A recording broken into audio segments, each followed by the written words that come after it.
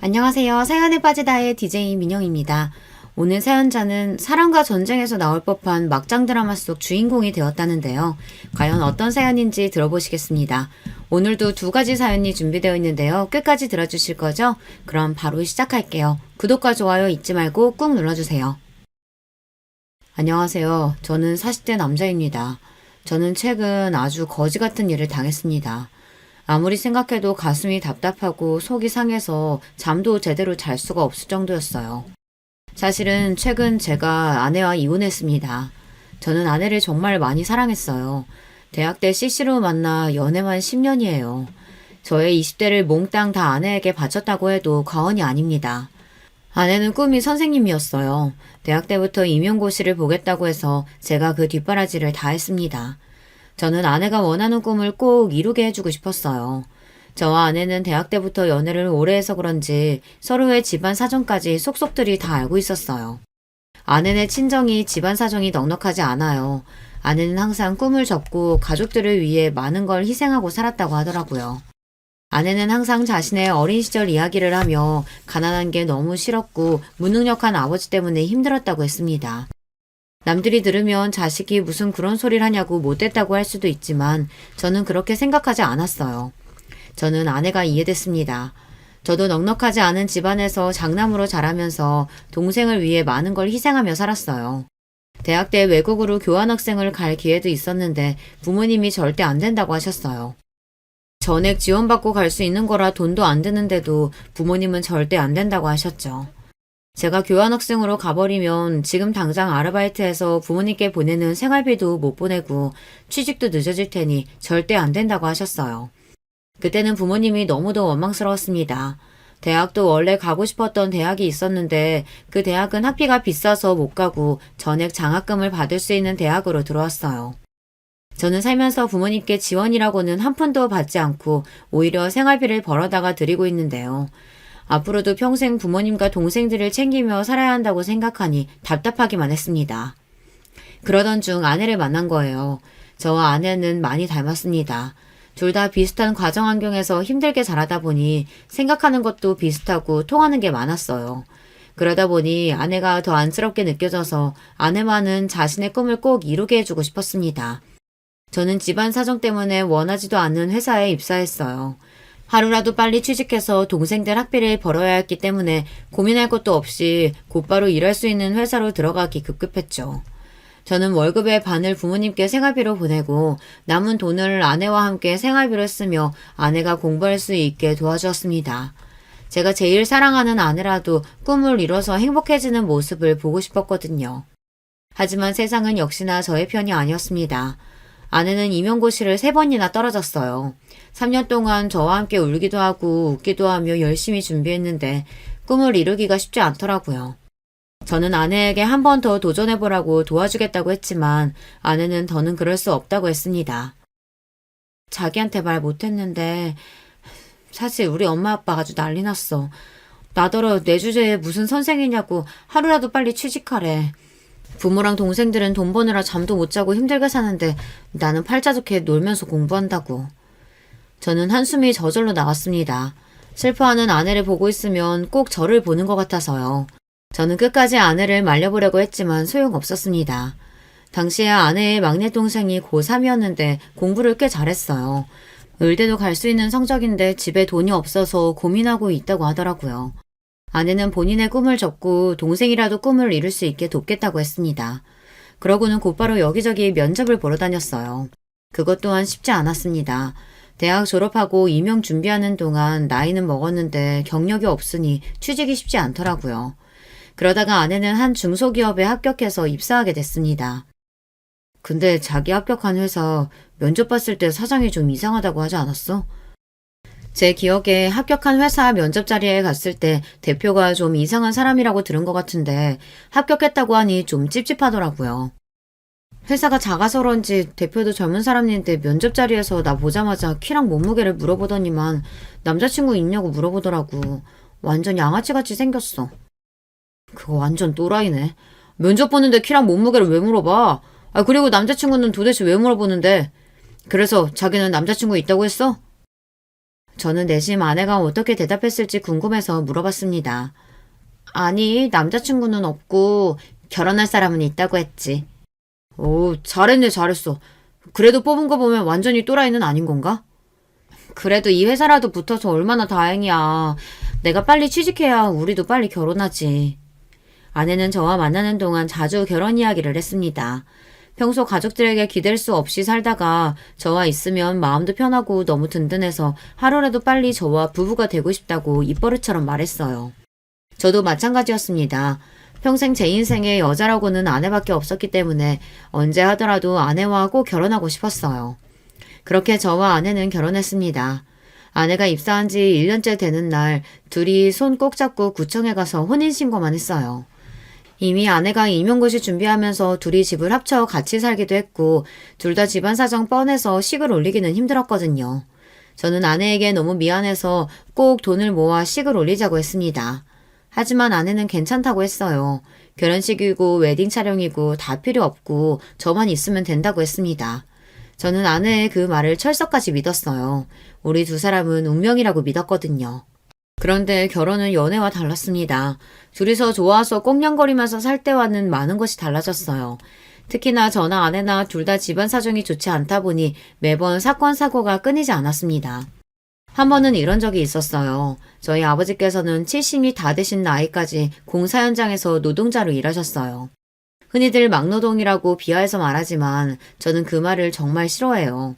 아버지께서 지난 30년 동안 일하시는 걸 옆에서 지켜봐온 저로서는 아버지께서 얼마나 성실하게 쉬지 않고 가족들을 위해 희생하셨는지 잘 아니까요.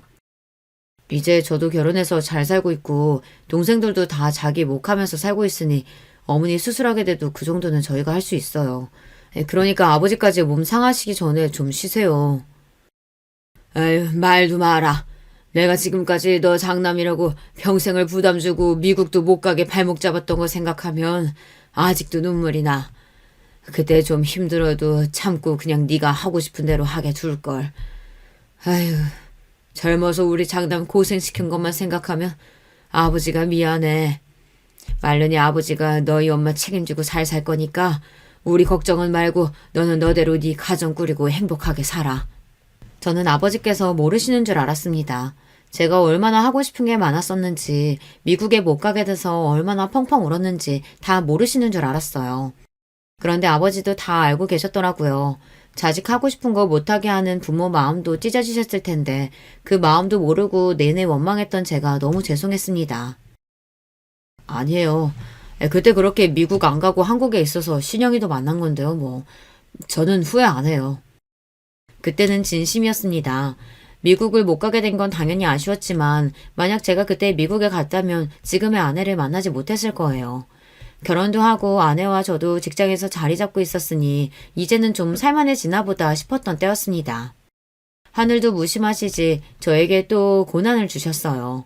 평생 건강하실 줄 알았던 아버지께서 갑자기 돌아가셨어요. 저도 동생들도 전혀 몰랐는데 아버지께서 몇 년 전 일하시는 곳에서 건강검진을 받았을 때 선천적으로 심장 판박증을 앓고 있다고 했다네요. 의사는 바로 제대로 검사하고 치료하라고 했는데도 아버지는 자식인 저희에게도 말도 안 하고 그냥 계셨던 거예요. 어머니에게는 은연중에 이야기하셨다는데 어머니께서 바로 병원에 가보라고 했는데도 아버지는 어차피 선천적으로 알아오던 질병인데 지금까지 별다른 불편함 없이 살아왔으니 그냥 둬도 된다고 생각하셨대요. 결국은 그대로 뒀다가 문제가 생긴 거죠. 연세도 많으신데 무리해서 일하시다가 심근경색이 와서 그대로 쓰러져 손도 못 써보고 돌아가신 거예요.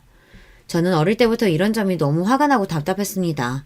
기본적으로 사람이 아프면 병원에 가고 배가 고프면 밥을 차려 먹는 거잖아요. 저희 부모님은 그런 기본적인 것을 중요하게 생각하시지 않았어요. 웬만한 감기나 몸살 같은 건 절대 병원에 안 가고 대충 집에 있는 약이나 먹으면 끝이었죠. 워낙 돈이 없으니 병원에 가는 돈이 다 사치라고 생각했어요. 부모님은 저희에게도 그랬어요.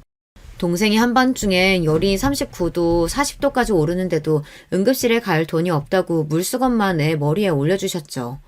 당시에 제가 국민학교 5학년, 6학년 정도 됐었는데 제가 보기에도 동생 상태가 너무 안 좋아 보여서 무서울 정도였는데도 부모님은 그대로 동생을 뒀었습니다. 결국은 제가 제 돼지저금통을 뜯어서 택시를 타고 응급실에 다녀왔어요.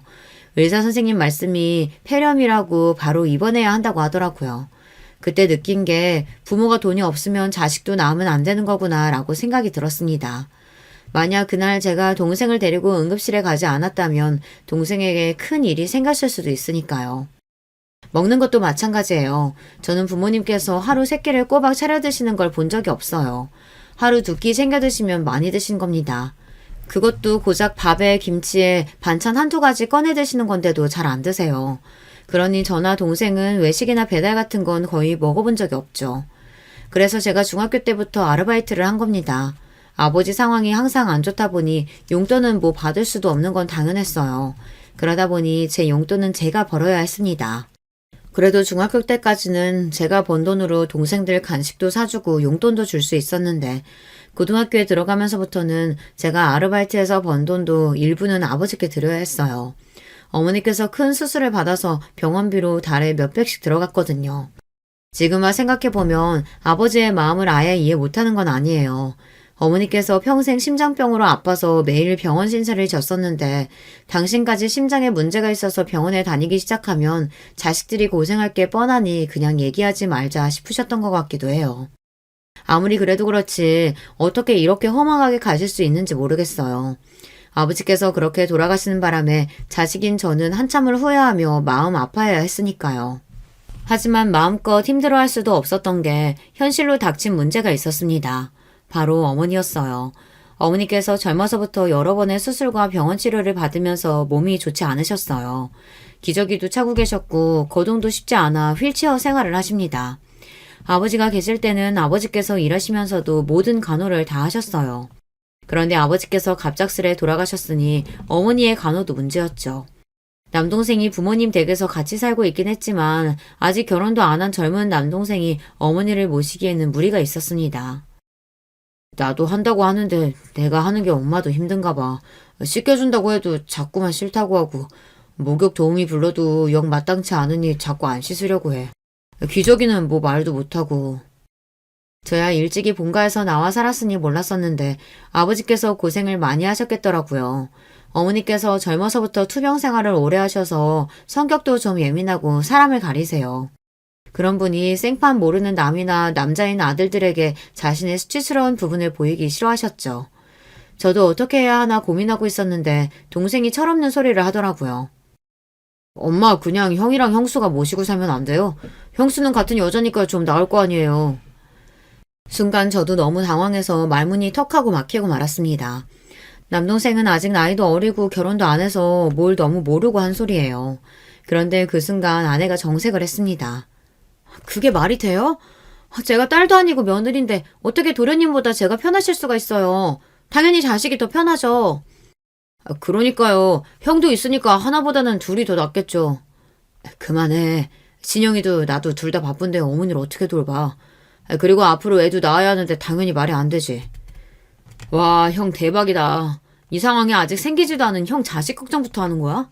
나는 이러고 살면 장가나 갈 수 있겠어? 저와 동생은 어릴 때부터 가난한 집안에서 서로 의지하고 살아서 평생 이런 문제로 싸울 일이 없을 줄 알았는데 제 착각이었더군요. 집안에 워낙 비빌 언덕이라고는 없으니 더 예민해졌어요. 남동생 말도 아내의 말도 맞았습니다. 다 살기 힘들고 바쁜데 어머니를 모신다는 건 말도 안 되는 문제였어요. 장남인 제가 미리 방법을 생각했어야 했는데 저도 모르게 동생이 어머니와 같이 살고 있다는 이유로 동생에게 다 떠넘기고 있었는지도 모르겠어요. 알겠어. 내가 어머니 계실 곳 좀 찾아볼 테니까 그때까지만 서로 도와가면서 어머니 돌보자. 그 자리에서는 이야기를 일단락하고 제가 어머님이 계실 요양병원이나 요양원을 알아보기로 했어요. 그런데 생각보다 비용이 많이 들더라고요. 어머니는 등급이 높지 않아서 바로 요양원에 들어가기엔 무리가 있었고 지병도 있으셔서 요양병원으로 가야 했는데 가격이 달에 무조건 100만 원 이상씩 들어가더라고요. 생각지도 못했던 부분이라 아내와 상의가 필요할 것 같아 저는 조심스레 아내에게 상의했습니다. 어머니 계실 요양병원 알아보긴 했는데 비용이 꽤 들어가서 진우랑 같이 부담해도 달에 70, 80은 생각해야 할 것 같아. 저는 제가 형이니 당연히 동생보다 더 부담해야 한다고 생각했어요. 그런데 아내는 제 말에 기분이 상했는지 버럭 화부터 내더군요. 70, 80? 우리가 그런 돈이 어딨어. 둘 월급 가지고도 생활하기 빠듯한데. 그리고 아버님, 어머님이 사시던 집에 도련님이 살고 있잖아. 그럼 당연히 도련님이 더 많이 내야지. 우리가 왜 더 많이 내? 남이 보기엔 아내의 말이 맞는지도 모릅니다. 하지만 우리는 가족이잖아요. 부모님이 샀던 집이라고 해봐야 자가이긴 해도 얼마 되지도 않은 작은 빌라인데 아내가 그 집 이야기까지 할 줄은 몰랐어요. 아내의 말에 저도 괜히 서운해서 말이 좋게 나가지 않았습니다. 어머니가 돌아가신 것도 아니고 진우가 그 집을 가겠다고 하는 것도 아닌데 당신은 지금 그 이야기가 왜 나와? 몰라. 난 우리 집 일만으로도 머리 아프니까 당신 집 일은 제발 당신이 좀 알아서 해. 난 어머니 요양병원 들어가셔도 일절 신경 못 쓰니까 그런 줄 알고. 당신 말이 너무 심한 거 아니야? 당신 집이라니. 난 처가에 일 있을 때마다 우리 집 일이라고 생각하고 다 도왔는데 어떻게 그렇게 말을 할 수가 있어? 또 그 얘기. 내가 도와달라고 한 것도 아니고 자기 마음대로 도와줘놓고 매일 생색이지. 저도 이런 이야기까지 하려고 한 건 아니었는데 아내가 너무 치사하게 나오니 저도 모르게 말이 튀어나오더군요. 하지만 아내에게 서운한 건 어쩔 수 없었어요. 막내 처남이 의대에 합격했는데도 돈 때문에 망설인다고 그래서 제가 처남 의대 졸업할 때까지 등록금을 계속 냈습니다. 물론 아내와 함께한 일이지만 우리 형편에 쉬운 일은 아니었습니다. 심지어 나중에는 저도 돈이 부족해서 주말에 아르바이트까지 하면서 번 돈을 줬어요. 그러면서도 저는 일절 말 한마디 하지 않았습니다. 그리고 불만도 없었어요. 이제 모두 다 가족이니 당연히 해줄 수 있는 일이라고 생각했거든요. 그런데 아내는 제가 어머니를 모시겠다는 것도 아니고 요양병원에 모시겠다는 건데 그 비용을 내는 것조차도 싫다고 화를 내잖아요. 저로서는 아내가 원망스러웠죠. 결혼 전부터 서로 집안이 힘든 것도 알고 있었고 그래서 우리 둘 다 고생할 거 알고 있었지만 이게 막상 현실로 닥쳐서 살다 보니 어느새 저나 아내나 둘 다 지쳤나 보더라고요. 사실 저나 아내나 직접적으로 말하지 않아도 마음에 앙금이 조금 있었던 게 둘 사이에 몇 년째 묵혀놓던 문제가 있었기는 했어요. 바로 아이 문제입니다. 결혼 전에는 아내와 저 둘 다 당연히 아이를 갖고 싶어 했어요. 저나 아내나 둘 다 아기들을 너무 예뻐해서 연애할 때부터 결혼하면 애는 꼭 2명 이상은 낳자고 이야기는 했습니다. 그때는 둘 다 대학생이었으니 뭘 모르고 순진했던 거죠. 현실이 그렇지가 않더군요. 결혼 초기에 아내가 들어간 직장에서 처음엔 적응을 잘 못했어요. 그래서 종종 회사를 그만두고 싶다고 옮기고 싶다는 이야기를 하더라고요. 저도 아내의 마음을 이해하긴 했지만 바로 그만두라고 말할 수가 없었던 게 아내가 임용 준비하느라 남들보다 취직을 늦게 하기도 했고 그 회사도 어렵게 입사한 거라 섣불리 그만두라고 할 수가 없었어요. 더군다나 당시에 처남이 의대에 다니며 등록금을 우리가 부담하고 있는 상황이었으니 아내까지 회사를 그만두면 저 혼자 생활이 감당이 안 될 것 같았죠. 그런데 그런 상황에서 어느 날 아내가 갑자기 아이가 갖고 싶다고 했어요. 우리 결혼한 지 1년도 넘었고 나이도 있는데 이제 슬슬 아이 가져야 하지 않을까? 내 친구들 조카들 낳는 거 보니까 너무 부러워. 나도 아이 키우고 싶어. 그때 저도 좀 피곤하고 예민했는지 아내의 말이 좋게 들리지 않았습니다. 아내가 회사가 힘들어서 그만두고 싶어서 자꾸 아이를 갖자고 하는 것처럼 들렸어요. 그래서 저도 아내의 말을 고지고대로 듣지 않고 지금 당장 우리 부부에게 닥친 일만 이야기해버렸어요. 지금 우리 형편에 애를 어떻게 가져? 난 부모가 경제적으로 여유도 없는데 괜히 자기들 욕심 때문에 애 낳는 건 아니라고 생각해. 평소 아내에게 단호하게 제 고집을 피우는 성격이 아닌데 아이 문제에 있어서는 제 생각이 명확했어요. 우리 집이나 처가나 형편이 되지도 않는데 자식만 둘, 셋씩 낳아서 지원도 제대로 못 해주고 평생 자식들 고생시키는 게 너무 싫었거든요. 그래서 저는 꼭 형편이 나아졌을 때 하나만 낳아서 곱게 키우고 싶었어요. 그런데 아내는 제 생각과 달랐습니다. 애를 낳는 건 다 때가 있다고 했어요. 자기 말대로면 우리는 아마 평생에 못 낳아. 우리 양가 집안을 좀 봐. 이게 몇 년 안에 사정이 좋아지겠어? 상황 좋아지고 낫겠다고 하면 아마 우리 둘 다 환갑일걸? 아내는 입술을 삐죽이며 중얼거렸습니다. 저도 거기서 그만했어야 했는데 아내가 제 말을 오해하는 것 같아 한 번 더 하게 됐어요. 그쯤 하고 말았어야 했는데 그게 화근이 됐습니다. 당신 일 힘들어서 쉬고 싶은 건 아는데 우리 상황에서 지금 아이까지 생기면 오히려 더 문제야. 앞으로 더 나아질 테니까 조금만 더 힘내자. 저는 조금만 더 고생하면 분명히 좋아질 거라는 말을 하고 싶었던 건데 아내는 다른 말에 꽂혀서 갑자기 인상을 구기더니 화를 내기 시작했습니다. 당신 말을 왜 그렇게 해? 내가 지금 일하기 싫어서 애 갖겠다는 거야? 사람을 물어보고. 됐어. 다시는 애 낳자는 이야기 안 할 테니까 걱정하지 마. 그런 의도로 이야기한 건 아니었는데 아내가 저한테 화가 많이 났는지 문을 확 닫고 들어가 버리더라고요.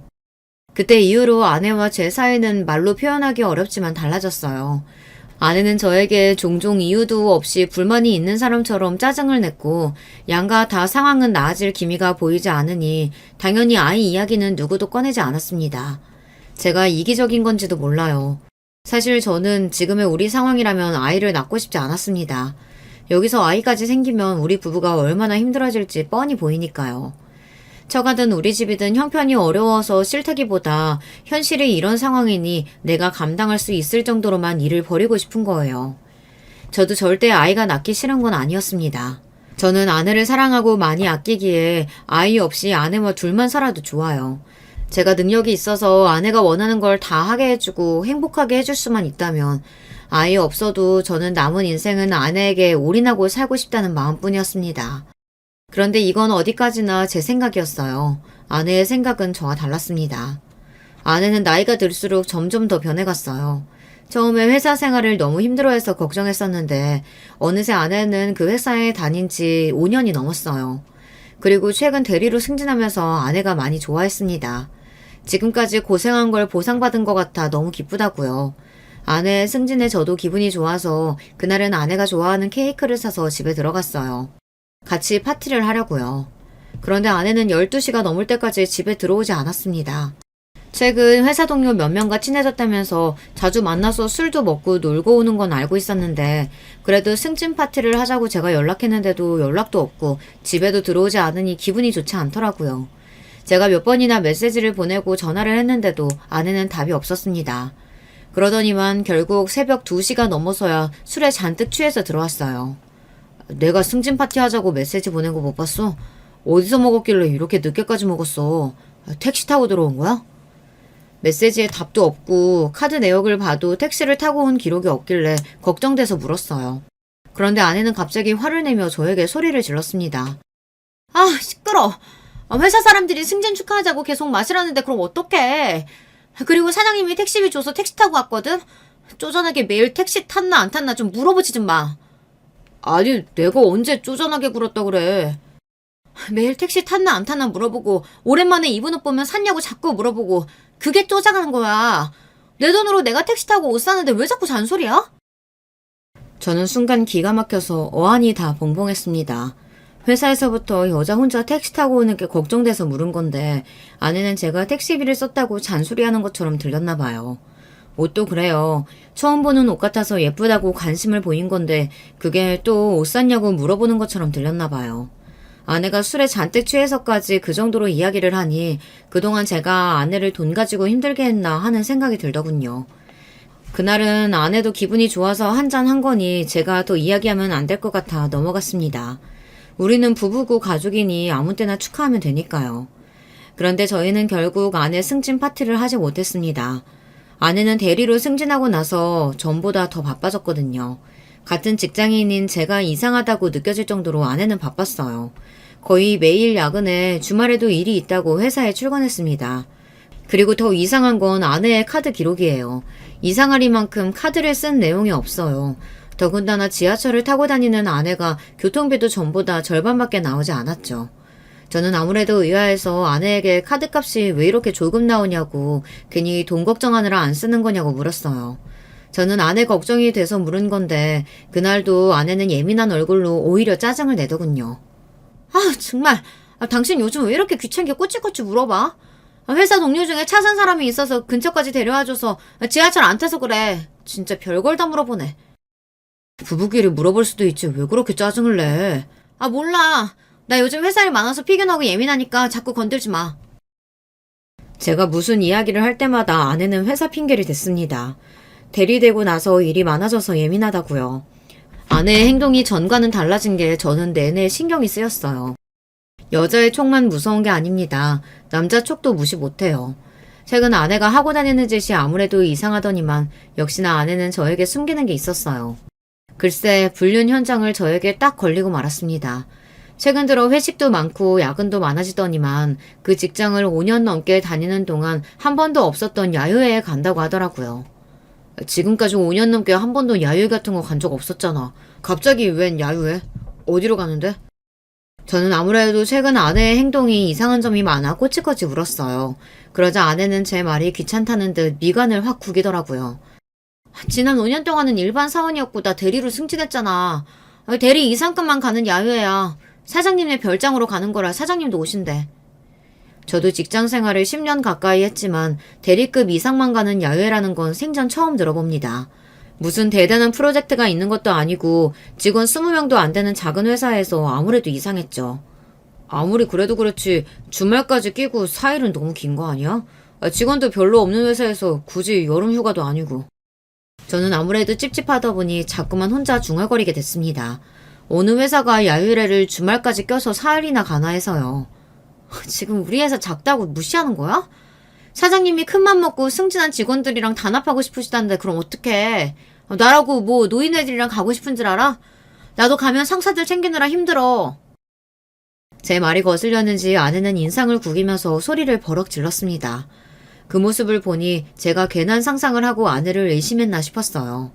직장 생활이라는 게 원래 다 상식적이지 않은 일도 많은 법인데 제가 너무 예민하게 굴었다 싶었죠. 저는 아내에게 미안해서 제가 좀 예민했다고 사과했어요. 주말인데 자기랑 있어주지 못하고 나도 혼자 가서 미안한데 회사 일인데 어떡해. 당신이 좀 이해해줘. 아내는 마지막까지 회사 일이라고 본인도 가고 싶지 않지만 어쩔 수 없다고 했습니다. 저는 누구보다 아내의 말이 사실이기를 바랬습니다. 그런데 절망적이게도 아내의 말은 사실이 아니었어요. 아내가 야외를 떠나기 하루 전날이었습니다. 아내는 방에서 짐을 싸고 있었고 저는 거실에서 텔레비전을 보고 있었어요. 그때였습니다. 거실에 있는 아내의 핸드폰이 드르륵 울렸어요. 저는 슬쩍 아내의 핸드폰을 봤습니다. 연락이 온 건 아내 직장 사람들과의 단톡방 같았습니다. 그런데 내용이 좀 이상했어요. 오대리님, 내일부터 휴가인데 밤늦게 죄송해요. 내일 미팅 건으로 과장님께서 중요하게 확인할 게 있다고 내일 오전에 잠깐 전화 달라고 하셔서요. 여행 떠나시기 전에 과장님께 연락 부탁드릴게요. 저는 순간 제가 잘못 본 건 아닌가 싶었습니다. 저는 눈을 크게 뜨고 한 번 더 메시지 내용을 확인했어요. 그런데 제가 잘못 본 게 아니었어요. 아내 말로는 분명 내일 대리급 이상은 다 같이 가는 야유회라고 했는데 단톡방에서는 아내 휴가라고 하더군요. 심지어 아내 바로 위에 상사인 과장은 야유회에 가지도 않았어요. 저는 순간 느낌이 쎄했습니다. 아내는 분명 저에게 거짓말을 한 게 확실해요. 저는 아무래도 이상해서 아내의 핸드폰을 확인한 김에 다른 메시지 내용도 확인해 보려고 했습니다. 그런데 직장 단톡방 외에는 다 비밀번호로 잠겨 있더군요. 저는 점점 더 가슴이 답답해졌어요. 이게 바로 물증만 있고 증거는 없는 상황이었죠. 저는 그날 밤 머릿속이 복잡해서 잠을 한숨도 자지 못했습니다. 혼자 별의별 상상을 다 했어요. 이대로 있다가는 돌아버릴 것 같아 가만히 있을 수가 없었습니다. 저는 아내가 야유회에 가는 게 진짜인지 제 두 눈으로 확인해야 했습니다. 다음날 저는 회사에 병가를 내고 아내의 뒤를 따라가기로 했어요. 그런데 마음속으로 절대 아니었으면 하면서 마음 졸였던 일이 현실이 되어 돌아왔습니다. 아내는 분명 회사 앞에서 직원들이랑 다 같이 만나 버스를 타고 이동한다고 하더니만 집에서부터 슬슬 걸어서 내려가더니 지하철역 앞에서 누군가 기다리는 것 같더군요. 잠시 후 요란한 소리를 내며 스포츠카 한 대가 아내 앞에 섰어요. 그리고 아내는 그 차의 조수석에 올라탔어요. 제가 바로 뒤쪽 차에 타 있어서 스포츠카 안에 사람이 누군지 가늠할 수 없었지만 남자인 건 분명합니다. 아내가 조수석에 탈 때 잠깐 보였던 운전석 실루엣이 덩치가 제법 큰 남자였어요. 앞서가는 스포츠카를 쫓으며 저는 별의별 생각을 다 했습니다. 운전석에 앉은 남자는 누구일까? 아내는 나에게 야유회에 간다고 말하고 지금 도대체 어디를 가고 있는 걸까? 별의별 생각이 다 들었어요. 무슨 정신으로 운전했는지도 모를 정도로 혼미한 와중 아내가 탄 스포츠카는 고속도로를 타더니 동해까지 달렸습니다. 잠시 후 해수욕장에 도착한 스포츠카는 드디어 주차를 했어요. 저는 스포츠카의 뒤에 차를 세우고 아내가 내리기를 주시했습니다. 그때였어요. 스포츠카에서 아내와 남자가 내렸습니다. 그러고는 연인처럼 팔짱을 끼고 바닷가로 걸어갔어요. 그리고는 둘이 좋아서 시시덕거리더니만 입술을 쪽쪽 맞췄습니다. 그 모습을 보는데 저는 온몸에 소름이 돋고 피가 거꾸로 솟는 것만 같았습니다. 지금이라도 당장 달려가 아내와 상간남 자식을 떼어놓고 싶었지만 도저히 발이 떨어지지 않았습니다. 그때였어요. 이 연놈이 입술을 쪽쪽 맞추더니 몸이 달아올랐는지 급하게 차에 올라탔어요. 그러더니만 스포츠카는 근처의 호텔로 향했습니다. 저는 믿을 수 없는 이 끔찍한 상황을 어떻게 해야 할지 몰라 심장만 벌렁거렸어요. 호텔에 도착한 두 연놈은 체크인을 하자마자 바로 엘리베이터를 탔습니다. 저는 곧장 비상구 계단을 찾아 정신없이 달렸어요. 두 연놈이 몇 층에서 내리는지 몰라 층마다 확인했습니다. 7층 비상구 계단에 도착했을 때 로비 쪽에서 딩동 하며 엘리베이터가 멈추는 소리가 났어요. 저는 곧장 비상구 계단문을 벌컥 열고 나가 호텔방 안으로 들어가려고 하는 두 연놈의 꼬리를 잡았습니다. 그리고 사력을 다해 달려 호텔 방문을 벌컥 잡아 열었어요. 엄마, 깜짝이야. 당신 뭐야? 당신이 왜 여기 있어? 호텔방 문을 닫으려는 순간 바로 문을 잡아 열었더니 안으로 들어가던 아내와 눈이 정면으로 마주쳤습니다. 아내는 저를 보자마자 못 볼 걸 보기라도 한 것처럼 눈이 커져 금방이라도 눈동자가 굴러떨어질 것 같았어요.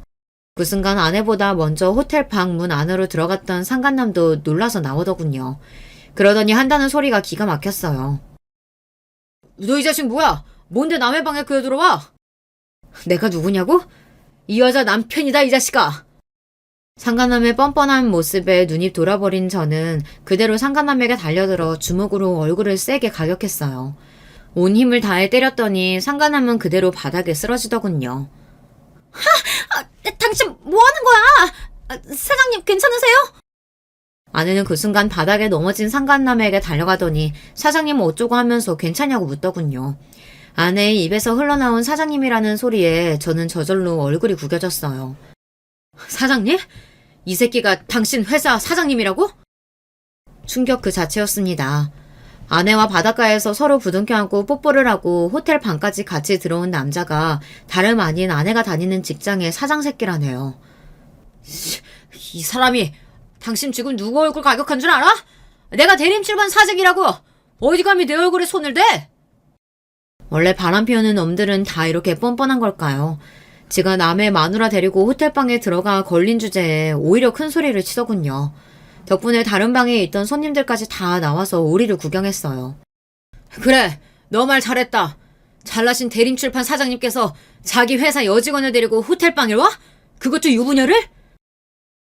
아니, 이 사람이 지금 여기가 오지라고 무식하게 큰 소리야. 우리 여기 사람도 많으니까 좀 진정하고 방에 들어가서 얘기하죠. 그제야 상황 파악이 되는지 돼지 같은 사장놈은 그제야 저를 진정시키고 방에 들어가 이야기하자고 했습니다. 이 새끼가 남의 마누라 가로채놓고 너야말로 어디서 큰 소리야? 너 진짜 오늘 내 손에 죽어볼래? 사장 새끼 하는 짓이 갈수록 지랄이라 저는 참아줄 수가 없었어요. 이판사판 여기서 결판을 내야겠다 싶었습니다. 저는 다시 달려들어 한 대 더 치려고 하는데 순간 아내가 제 앞을 막고 섰어요. 그만해. 사람들 다 보는데 무식하게 뭐하는 짓이야. 순간 저는 기가 막혀서 한숨이 절로 튀어나왔습니다.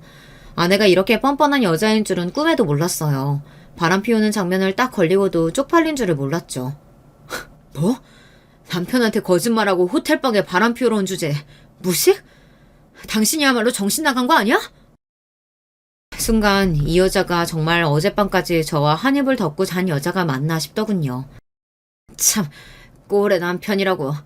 당신 가진 거 없어서 둘이 식도 못 올리고 혼인신고만 하고 살았다며? 세상에, 남자가 얼마나 한심하고 능력이 없으면 요즘 같은 시대에 여자 드레스도 못 입혀보고 살게 하냐? 나 같아도 서러워서 딴 남자로 갈아타겠다. 아내의 태도에 황당해서 정신이 나간 와중 사장 새끼도 말 같지 않은 소리를 하더군요. 뭐야? 당신 지금 말 다 했어? 상간남 주제에 당신이 뭘 한다고 함부로 떠들어? 나랑 이 여자도 사랑해서 결혼했어. 연애를 10년 하고 결혼했다고. 잘못한 건 저 두 년놈들인데 제가 왜 더 잘못한 것처럼 무시를 당하고 서러워야 하는 걸까요? 저는 그 순간 제가 세상에서 가장 못난 놈이 된 것 같았습니다. 그만 좀 해. 그래도 내가 5년 넘게 다닌 회사 사장님인데 이 새끼 저 새끼 욕을 하면 어떡해. 이게 말이 된다고 생각하세요? 저 새끼가 자기한테나 사장이지 나한테도 사장입니까? 상간남 새끼한테 새끼라고 했다고 아내는 오히려 저에게 뭐라고 하더군요. 뭐라고? 당신 지금 내가 저 상간남 새끼한테 새끼라고 했다고 이러는 거야? 너 진짜 오신영 맞아? 나랑 10년 연애하고 결혼한 오신영 맞냐고? 그래, 나 오신영 맞아. 근데 지금 여기 있는 나도 오신영이야. 나도 이렇게 좋은 호텔에서 밥도 먹고 잠도 자고 싶어. 매일 거지 같은 집에서 돈 걱정하면서 구질구질하게 살고 싶지 않다고. 아내는 마치 이 순간을 기다리기라도 한 것처럼 울분을 토해냈습니다. 자신이 바람을 피운 게 꼭 나 때문인 것처럼 본인이 억울해서 소리쳤어요. 아내와 사는 동안 같이 누워서 드라마나 영화를 보며 그 속에 나오는 상간남 상간년들을 보며 함께 손가락질하며 본 적이 있어요. 어쩜 저렇게 사람을 속이고 더러운 짓을 할 수 있냐고요. 그러던 아내가 자신은 잘못한 게 하나도 없는 것처럼 저에게 적반하장으로 굴었습니다. 심지어 저와 사는 게 구질구질하다네요. 내가 이 구질구질한 현실에서 벗어나려고 얼마나 노력했는지 당신이 제일 잘 알잖아. 연애할 때부터 내내 당신 뒷바라지하고 결혼해서는 천하물사 만들겠다고 우리 애도 안 갖고 일만 하면서 그렇게 아등바등 열심히 살았잖아. 근데 당신이 이제 와서 어떻게 나한테 이래? 말을 하면 할수록 제 처지가 너무 처량하고 불쌍해서 저절로 눈물이 펑펑 쏟아졌습니다. 그런데 그 순간 아내는 너무도 차가운 눈빛으로 저를 쏘아보며 한심하다는 듯 한숨을 쉬었어요. 또 그 얘기야? 그래, 나도 알아. 나 임용 준비하는 동안 당신이 내 뒷바라지하고 결혼해서 사는 동안 우리 집 챙기느라 고생한 거. 근데 누가 그렇게 해달라고 시켰어? 당신이 좋아서 한 거잖아. 그때 아내의 차가운 눈빛을 생각하면 저는 아직도 자다가 자리에서 벌떡벌떡 일어날 정도로 심장이 뜁니다. 그 순간 알았거든요. 아내는 저에게 마음이 조금도 남아있지 않다는 걸요. 그리고 더 황당했던 건 사장놈의 제안이었어요. 내가 이래봬도 한 회사의 사장이잖아요. 직원이랑 바람난 거 알면 우리 회사 쫄딱 망해. 그럼 오신영 씨나 남편한테도 좋을 거 없잖아. 내가 이 자료로 현금 5억 준비해서 줄 테니까 제발 이 일은 우리끼리 비밀로 합시다. 별 미친놈이 다 있더군요. 저는 피가 거꾸로 솟는 것만 같은데 제발 비밀로만 해주면 5억을 주겠답니다. 저는 순간 이 사장 새끼를 죽일까 싶기도 했지만 5억이란 돈이 계속 눈앞에 아른거렸어요. 그때였습니다. 옆에 있던 아내가 코웃음을 치더니 저를 흘겨봤어요. 그러더니 한다는 말이 가관이었습니다. 뭘 고민하는 척을 해. 당신 돈 좋아하잖아. 이왕 이렇게 된 거 그냥 5억 받아. 나랑 이혼하고 그 돈으로 행복하게 살면 되잖아. 일석이조가 따로 없네. 뭐, 당신 말 다 했어? 당신은 정말 나랑 이혼하겠다는 거야? 내가 당신한테 바람 피우는 거 걸렸다고 당신 뭐 착각하나 본데. 나 사장님 사랑해. 우리 그냥 불륜 아니야. 그러니까 이혼해줘. 나 남은 인생은 사장님이랑 살래. 그 이후 아내가 저에게 무슨 말을 했는지 사장 새끼가 뭐라고 했는지 기억도 나지 않아요. 제 기억엔 아내가 사장을 사랑한다고 했던 말만 기억나요. 그리고 저는 사장이 건넨 종이에 사인을 했습니다. 아내와 사장 새끼의 불륜 사실을 일절 누구에게도 발설하지 않겠다고요. 그리고 며칠 뒤 집 앞으로 웬 박스가 도착했어요. 박스에는 정말 현금으로 5억이 들어있더군요. 아내와 저는 이혼했어요. 아내는 제가 5억을 받았다는 사실을 가지고 저를 조롱했지만 저는 아무 말도 할 수가 없었습니다. 제가 무슨 말을 해도 아내가 제가 아닌 그 새끼를 선택했다는 사실은 변함이 없으니까요. 그로부터 반년을 저는 회사 집만 다니며 아무것도 하지 않았습니다. 5억이 든 가방은 그대로 방에 놔둔 채 말이죠. 그런데 얼마 뒤 아내와 사장 새끼가 여전히 불륜 상태로 계속 만나고 있다는 사실을 알게 됐어요. 분명 저와 이혼만 하면 둘이 곧바로 재혼할 것처럼 굴더니만 사장 새끼는 이혼하지 않은 것 같더라고요. 며칠 뒤 막내 처남에게 전화가 왔는데 저에게 미안하다면서 누나도 벌 받고 있다고 했어요. 사장 새끼가 아내와 이혼은 절대 안 된다며 계속 연애만 하자고 했다네요. 그 소리를 듣는데 저는 제가 놓치고 있었던 게 있다는 걸 알게 됐습니다. 우리 가정만 박살난 거예요. 그 사장 새끼는 아무것도 잃은 게 없었죠. 그리고 얼마 뒤 대망의 날이 밝았습니다. 저는 이날만을 기다렸습니다. 저는 곧장 사장이 사는 집으로 찾아갔어요. 그리고 사장 아내의 아내를 받고 그 집 안방으로 들어갔습니다. 잠시 뒤 충격적인 일이 벌어졌어요. 저와 사장 아내가 침대 매트리스 위에 있는데 안방문을 사장이 벌컥 열고 들어왔습니다. 그러더니 저와 사장 아내의 모습을 발견하고 놀라서 눈이 휘둥그레졌죠. 뭐야? 너희들 여기서 뭐 하는 거야? 너 이 새끼, 너 오대린 남편 맞지? 네가 여기 왜 있어? 설마 네가 내 마누라 꼬신 거야? 왜? 너는 내 마누라 마음대로 꼬시는데 나는 네 마누라 꼬시면 안 되냐? 이 자식이 감히 뚫린 입이라고 함부로 떠들어. 나한테 5억이나 뜯어가놓고 이런 짓까지 하면 네가 무사할 줄 알아? 너 내가 지금 당장 고소할 거야. 고소? 어디 할 수 있으면 한번 해봐. 내가 당신은 더러운 짓 발설 안 하기로 하고 5억을 받은 거지. 당신 아내 안 꼬시겠다고 받은 돈은 아니잖아.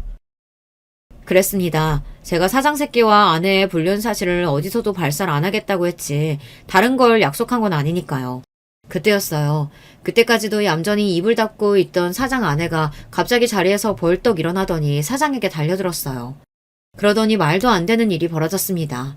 저는 제 두 눈으로 보고도 믿기지 않았어요. 글쎄 사장 아내가 침대에서 번쩍 높이 점프를 하더니만 사장의 얼굴을 그대로 날려차기로 차버렸어요. 이 미친 인간. 너 설마 또 바람 피웠니? 너 내가 분명히 경고했지? 한 번만 더 바람 피우면 그때는 내 속에 죽는 거라고. 아, 아파, 여보.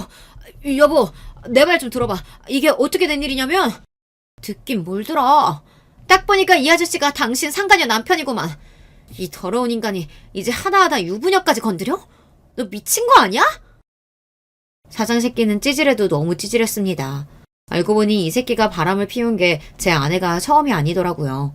그리고 더 놀라운 사실은 사장 아내가 소시적 태권도 국가대표였다네요. 어쩐지 날라차기가 예사롭지가 않았어요. 그 순간 더 놀라운 광경을 목격하고 말았어요. 글쎄 사장 새끼가 그대로 바닥에 무릎을 꿇고 앉더니 사장 아내에게 손이 발이 되게 빌더라고요. 여보, 내가 잘못했어. 제발 용서해줘. 내가 너 한 번만 더 이지랄하면 회사고 뭐고 다 뺏어버린다고 했지? 이래서 바람 피우는 놈들은 믿는 게 아니라니까. 사장 아내는 옆에서 말릴 새도 없이 무릎을 꿇고 앉은 사장을 마구 때리기 시작했습니다. 주먹으로 발로 쉬지 않고 퍽퍽 소리가 나게 때렸어요. 얼마나 힘이 센지 제가 봐도 저러다 사장이 죽을 수도 있겠다 싶어 말렸다니까요. 그만하세요. 이러다가 사모님이 감옥 가겠어요. 뭐야? 그러고 보니 너네 둘이 바람 피운 주제에 어디서 큰 소리야? 그제야 사장 새끼도 정신이 좀 들었는지 제가 자기 아내 팔을 잡고 말리는 모습을 보더니 갑자기 눈이 획 돌아서는 저에게 달려들려고 하더군요. 그 순간 사장 아내가 제 앞을 가로막고 섰습니다. 웃기고 있네. 우리가 바람을 피우긴 뭘 피워. 이분 우리 집 침대 매트리스 배달하러 오신 분이야. 내가 매트리스 위에 커버 좀 씌워달라고 해서 도와주고 있던 중이었다고. 그랬습니다. 사실은 저와 사장 아내가 불순한 의도로 침대에 누워있었던 건 절대 아니에요. 제가 아무리 복수에 눈이 멀었어도 절대 그런 짓까지 할 사람은 아닙니다. 물론 사장이 오해하도록 제가 의도한 상황이긴 했지만요. 몇 개월 전 저는 일부러 사장 아내에게 접근했습니다. 연신 주변을 맴돌며 저희 가구점에서 파는 물건을 뭐라도 사게 하려고 사력을 다해 꼬셨어요. 그래서 결국 매트리스를 하나 판매했습니다. 그리고 일부러 사장이 집에 들어오는 시간에 맞춰 매트리스 배달을 제가 직접 온 거예요. 그래서 사장이 왔을 때 뭔가 야릇한 상황을 보이게 하려고 제가 상황을 만든 겁니다. 역시나 사장은 제가 만든 덫에 그대로 걸린 거고요. 뭐야? 그럼 이 자식이 일부러 나 속인 거네? 내 입으로 바람 피운 거 불게 하려고? 너 이 자식 이리 와! 너 내가 가만 안 둬! 그랬습니다. 아내와 사장 새끼가 바람을 피운 거 제 입으로 발설 안 한다고 했지 본인이 말하는 것까지 제가 말릴 필요는 없으니까요. 가만 안 두면 뭘 가만 안 둬? 나한테는 위인이구만. 그리고 너, 내 말 잘 들어. 앞으로 너는 네 손으로 아무것도 할 수 없을 거야. 지금 이 순간부터 네가 가지고 있는 건 내가 다시 다 뺏을 거니까. 이런 상황까지 예상한 건 아니었는데 그래도 그날만큼은 하늘이 제 편이었는지 저의 복수는 완벽했습니다. 알고 보니 사장이 운영하는 회사가 원래는 장인의 회사였더라고요. 결혼 전에는 쥐뿔도 없었다가 지금의 아내와 결혼하면서 회사도 물려받은 거고요. 그로부터 며칠 뒤 그 사장 새끼가 잘렸다는 이야기를 전해 들었습니다. 회사에서 쫓겨나기만 한 게 아니라 사장 아내와도 이혼 소송 중이라네요. 더군다나 더 대박인 것은 제 아내가 사장 아내에게 상간녀 소송까지 당했다는 겁니다. 고민 끝에 매트리스를 팔아서라도 사장 아내를 찾아가길 잘한 것 같아요. 저야 대단한 복수를 하고 싶어도 가진 게 없어서 할 수 있는 게 많지 않았었는데 사장 아내는 저와 달리 사장 새끼 정도는 가지고 놀 수 있을 정도로 능력이 있는 사람이라 한순간에 사장을 나락으로 떨어뜨렸더라고요. 사장 아내도 대단한 게 이혼 소송을 시작하자마자 지금까지 사장 새끼가 저지른 만행을 다 잡아 회사 사내 게시판에 공표하고 기자까지 불러 기사를 냈어요. 그동안 사장이 갑질을 하고 여자 직원들을 상대로 성적인 발언을 하거나 회식 때마다 추행한 사실까지 증거를 잡아 아예 매장을 시켜버렸어요. 전 아내도 마찬가지였습니다. 사장과 바람피운 강큰 상간녀라고 회사 사내 게시판에 직접 올렸더라고요. 망신도 그런 개망신이 없으니 당연히 아내도 회사를 그만뒀죠. 아내의 불륜 사실을 알고 나서 단 하루도 마음 놓고 잠든 적이 없었는데 요즘 저는 아주 두 다리 쭉 뻗고 잡니다. 제 가슴에 대못을 박은 연놈들이 다 망해버렸으면 좋겠다고 매일 생각했었는데 저의 바람대로 됐으니까요. 저는 최근 새로 이사도 하고 직장도 옮겼습니다. 아내와 이혼하면서 저에 대해서도 많이 돌아봤는데 지금까지 너무 남을 위해서만 살아왔다는 생각이 들더라고요. 지금부터라도 제가 하고 싶은 일을 하며 저를 돌보며 살고 싶다는 생각이 들었어요. 그래서 어린 시절 꿈이었던 영화사에 취직했어요. 물론 이 나이에 무슨 주책이냐고 하실 수도 있지만 저는 마치 20대로 돌아간 것처럼 새로운 마음으로 열심히 하고 있습니다. 지난 날은 다 잊고 새로운 출발을 하는 저를 위해 여러분께서 응원하는 댓글 많이 남겨주시길 바랍니다. 어디선가 저를 응원해주는 사람들이 있다고 생각하면 저에게 많은 힘이 될 것 같아요. 저의 막장 이야기 끝까지 들어주셔서 감사해요. 여러분의 가정은 언제나 편안하시길 바라겠습니다. 안녕하세요. 저는 서울에 살고 있는 50대 남자입니다. 제가 몇 년 전 겪었던 황당한 일을 좀 함께 이야기해보고 싶어서 사연을 보내드립니다. 저는 결혼을 좀 늦게 했습니다.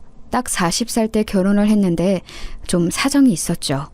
아내는 부끄럽지만 13살 연하의 아가씨였고요. 간호조무사로 일하다가 제가 병원에서 만나 호감이 생겨 결혼까지 하게 된 상황이었습니다. 물론 당시 아내도 27세나 되었으니 그리 어린 것은 아니었는데 저와의 나이 차이는 제법 났던 터라 친구들한테 도둑놈이라고 욕 꽤나 얻어먹었던 기억이 있네요. 그런데 사실상으로 저한테 그게 첫 결혼은 아니었고요. 물론 호적상으로는 첫 결혼이었습니다만 그 이전에 사실혼 관계인 사람이 있기는 했었습니다. 법적 결혼까지 가지는 못했지만요. 원래 20살 때 고등학교 졸업하고서 바로 취업해서 돈을 벌기 시작했었는데 그 시절에 만난 사람이었죠. 20 초반 애들이 뭘 알았겠습니까? 어린 나이에 눈 맞으니까 그냥 불장난처럼 시작해서 좋아 죽다가 생활이 힘들어지면서 끝난 그 정도의 일이었지요. 그때 같이 살던 사람이 동갑내기였는데 정말 너무너무 사사건건 싸워댔기 때문에 동갑이 좀 싫었습니다. 어느 정도는 나이 차이도 나고 조금 수더분한 사람이 좋다고 생각했었죠. 당시 첫사랑이었던 사실혼 상대자가 생활력도 좋고 영리한 사람이기는 했습니다만 그래서 더 많이 싸웠던 것도 있었거든요. 마음에 안 드는 것은 하나하나 그 자리에서 말을 해서 고치려고 드는 성격이었던 사람이라서요. 그리고 저는 어려서 부모님을 잃었고 동거녀는 어머니가 계셔서 그것 때문에 제가 자격지심도 좀 있었던 것 같았습니다. 동거녀가 자기 어머니 이야기를 꺼내면 이상하게 부하가 치밀고 화가 나서 말을 좀 심하게 하기도 했었거든요. 그래서 더 싸움이 격화되기도 했었죠. 제가 당시 동거녀에 비해 좀 스펙이 모자란 편이어서 이래저래 좀 의심도 하고 질투를 하기도 했고요. 한마디로 구속을 좀 했다고 할까요? 그래서 저는 20대 중후반쯤 갈라서고 나서 사람한테 질려버려서 한참이나 결혼에 관심을 두지 않았습니다. 사실혼이라고 해도 뭐 솔직히 말하면 동거였죠. 그런데 그 동거의 기억이 너무 안 좋다 보니 결혼도 피하게 되더군요. 그렇게 30대를 일만 하면서 지냈는데 워낙 열심히 일에 몰두해서인지 사업은 아주 잘 되었습니다. 사실 사업가로 치면 30대는 아주 젊은 나이지 않습니까? 그런데 그래도 꽤나 큰 사업체를 가지게 되었고 직원도 상당히 여러 거느리게 되었었죠. 하지만 일만 열심히 거의 중독자처럼 하신 분들 시간 지나면 몸과 마음 여기저기 고장나는 거 다들 아시죠? 저도 허리 쪽에 문제가 생겨서 병원을 열심히 다니기 시작했고 거기에서 20대 아내를 만났던 겁니다. 일 중독자로 살았던 허한 마음에 젊은 아가씨가 잘해주니 곧 마음이 녹아내렸고 사귀자고 고백하고 만난 지 반년 만에 결혼하게 되었죠. 상당히 빠른 결정이기는 했습니다. 그런데 첫 사실혼 경험 당시 알았던 것이 저 사람에 관련한 모든 것에 잘해주자는 것이었습니다. 그리고 모든 일에 관대해지자고 마음을 먹었었죠. 동갑이었던 첫 동거녀도 제 마음에 안 드는 게 그렇게 많았는데 13살이나 어린 현재 아내는 대체 어떻게 했습니까? 세대 차이도 날 거고 아무래도 아내가 미숙한 면도 많을 거고 그리고 저야 20 초반 동거라도 경험이 있었지만 아내는 그런 것도 없이 연애 면으로는 정말 미성숙한 사람이었습니다. 보통 27이라고 하면 연애도 할 만큼 해보고 알 것도 어지간히 아는 나이잖아요. 하지만 아내는 정말 아무것도 몰랐습니다. 처가가 경기도 외곽 쪽이었는데 수도권인데도 아주 논밭만 있는 그런 곳이었거든요. 원래 그쪽에서 고등학교 다니고 졸업해서 곧장 취업을 했다고 하더군요. 사실 저도 고졸이고 사회에 일찍 나선 편이었지만 아내는 취업도 그냥 친척 회사에 해서 아무 사정을 몰랐다고 했습니다. 친척 아저씨가 시키는 것만 하고 그냥 대충 다녀도 조금이나 봐 월급이 따박따박 나왔으니 굳이 뭘 알지 않아도 괜찮았다고요. 그러다가 갑자기 서울 도심에서 생활하는 것에 관심이 생겨서 장모님을 졸라 간호조무사 자격증을 따고 서울로 올라온 지 1년 정도밖에 되지 않은 상황이었습니다. 남자라고는 사귈 만한 틈이 없었던 거죠. 회사에 다닐 때는 친척 아저씨가 지켜보고 있으니 연애가 시작될 리가 없었고 간호조무사 자격증을 따면서부터는 너무 바빴다고 하더라고요. 처가는 장모님 혼자서 계셔서 홀어머니로 아내를 키우셨고 그래서인지 가정생활에 대해서 아무것도 몰라서 제가 처음에 애를 좀 먹었습니다. 아니 가정생활만 모르면 괜찮은데 어느 정도 사회적인 상식도 사실 아는 게 별로 없더군요. 그래도 저는 생활 환경이 달라서 그런 거고 너무 어리고 순진한 사람이니 제가 잘해줘야 한다고 생각했습니다. 그래서 결혼 전에도 일부러 시간을 내서 처가에 내려가서 장모님을 뵙고 오고는 했었죠. 장모님은 나이 이르게 아내를 낳아서 저하고 나이 차이가 얼마 되지 않았어요. 20에 아내를 낳으셨다고 하더라고요. 그래서 저희 결혼할 당시에 47세셨고 저하고는 7살 차이밖에 나지 않았죠. 사실 그래서인지 장모님이 처음부터 저를 별로 안 좋아하셨어요. 딸하고는 13살, 장모하고는 7살 차이인 사위라니 사실 그리 반기지 않으실 법했죠. 저라도 만약 제 딸이 그런 사위를 데리고 온다면 좀 화를 낼 것 같기는 하더라고요. 하지만 그래도 저와 아내가 정말로 사랑하고 있으니 잘 좀 봐달라는 뜻으로 선물 공세도 하고 현금도 용돈이라는 명목으로 상당히 많이 드렸습니다. 제가 용돈과 선물 공세를 꾸준히 한 몇 달 정도 하니까 그제야 장모님 마음이 조금 풀리는 것 같더라고요. 여전히 저를 동네 친구들한테 자랑하기는 좀 꺼려하시는 모양이었지만요. 그래서 저는 처가에서 장모님의 환영은 받지 못하는 어정쩡한 상태로 아내와 신혼생활을 시작했습니다. 처가 식구는 장모님 딱 한 분이었는데 그 동네에 그래도 장모님의 친척분들이 같이 살고 계시는 동네라서 그렇게 외롭지는 않다고 하시더군요. 일종의 시종 마을로 시작한 동네였는지 꽤나 많은 친척들이 계셨고 친척이 아니더라도 동네 사람들끼리 정말 숟가락 숫자까지 아는 좋게 말하면 정이 깊은 동네였습니다. 저는 그런 마을에 익숙하지 않아서 처음에 고생을 꽤나 했었죠. 장모님이 아직 50도 안 되셨으니 상당히 젊은 편이셨는데도 그런 예스러운 마인드가 상당히 깊은 분이셨어요. 친척들이 소중하고 어른 공경해야 하고 아랫사람들이 일을 열심히 해야 하고 예의 발라야 하고 뭐 이런 느낌으로요. 평생 그 동네에서 태어나 자라서 여태 살아오셨으니 어찌 보면 당연한 것일 수도 있었습니다.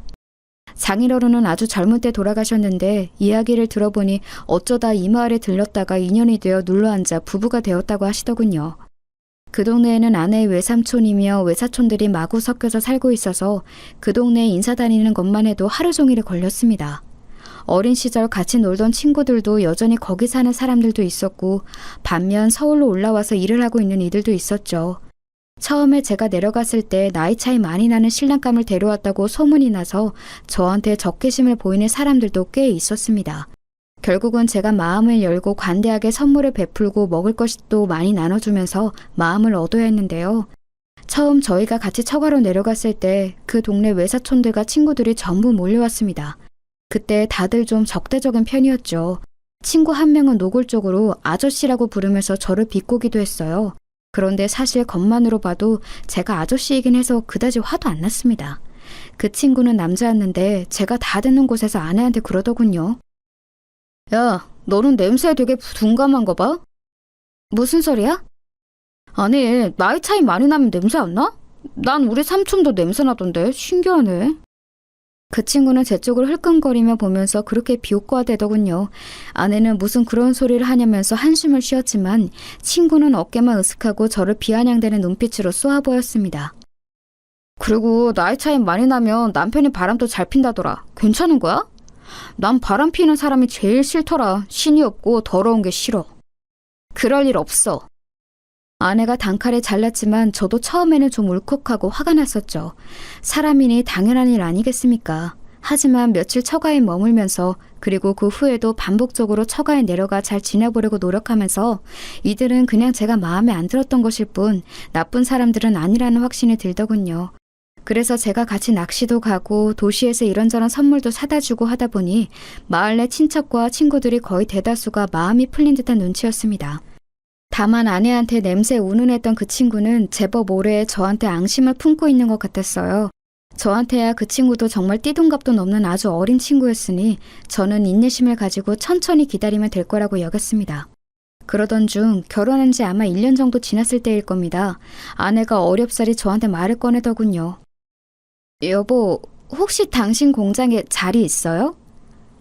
응? 왜? 아니, 내 친구가 지금 사정이 좀 안 좋은데 일자리가 안 구해진다고 해서 혹시 한 자리 정도면 남지 않을까 싶어서요. 마침 저희 공장에서 채용 기간이기는 했습니다. 생산하는 직무는 몸이 꽤 힘들어서 사람들이 많이 나가고 들어오거든요.